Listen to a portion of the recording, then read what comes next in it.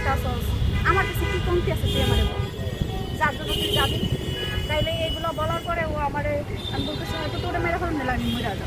আচ্ছা, তো এখন আপনি আসলে কি চাচ্ছেন? স্বামী চাচ্ছেন, না আর্থিক সহযোগিতা চাচ্ছেন, না আইনি সাহায্য সহযোগিতা চাচ্ছেন? ভাই আমি আইনের ঘরেও গিয়ে দেখছি, কিন্তু আইনেও এখন কোনো বিচার পাওয়া যায় না। এর জন্য আমি বলেছি যে আল্লাহর বিচার করবে। আমি এখন আমার মেয়ে বলে আল্লাহ বিচার করবে। হয়তো কি আমার এই মেয়েটার 7 বছর চলে যেতেছে, আমি আমার মেয়েটার এই পর্যন্ত কোনো ভর্তি করাইতে পারি নাই।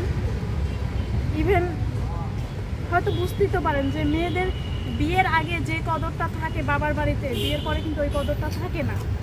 তো সুপ্রিয় দর্শক, দেখতেই পারলেন এই যে একটা পরকীয়ার কারণে একটি ফুটফুটে সন্তান আসলে আজকে এতিম হয়ে গেল। এই মেয়েটার কি হবে? আমি চাই তো যে এই পরকীয়া পুরুষ এবং নারী এদের জন্য একটা কঠোর আইন করা দরকার আমাদের এই বাংলাদেশে। সেই আইনটা হয় না, কারণ হাজারো সংসার আপনি দেখবেন পরকীয়ার জন্য নষ্ট হয়ে যাইতেছে। সন্তানরা একটা দেখা গেল, যেমন ধরেন ওর বাবা এই পরকীয়ার কারণে বুড়ি হোক আর বুড়ি হোক, সে তো একটা সংসার সাজাইছে, কিন্তু আমিও ইচ্ছা করলে একটা পুরুষ নিতে পারি, আমার এই সন্তানটা কোথায় যাবে? তো সুপ্রিয় দর্শক, তাহলে অথচ ভিডিওটা আমরা আসলে বলি কি, আমরা ভাইয়া আমরা বলি একটু ছোট, আমরা বলি যে অনেক সময় যে এই শিশু হচ্ছে আগামী দিনের ভবিষ্যৎ। তাহলে কোথায় ভবিষ্যৎ? এই শিশুর ভবিষ্যৎটাই তো আমরা অন্ধকার করে দিই।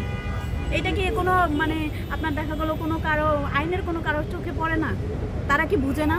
তাহলে কোথায় কোথায় আছে এই ছোট বাচ্চার ভবিষ্যৎটা? আমরা বলি যে আগামী দিনের জন্য এই বাচ্চা, এই শিশুই কিন্তু ভবিষ্যৎ। তাহলে ওর ভবিষ্যৎটা তো আমরা বড় মানুষরাই নষ্ট করে দিই। ইভেন কোনো বাবা মা, আমরা যখন জনগণের কাছেও বিচার না পাওয়া যায়, তখন আইনের আশ্রয় যাই, আইনেও তো আমাদের কোনো বিচার হয় না।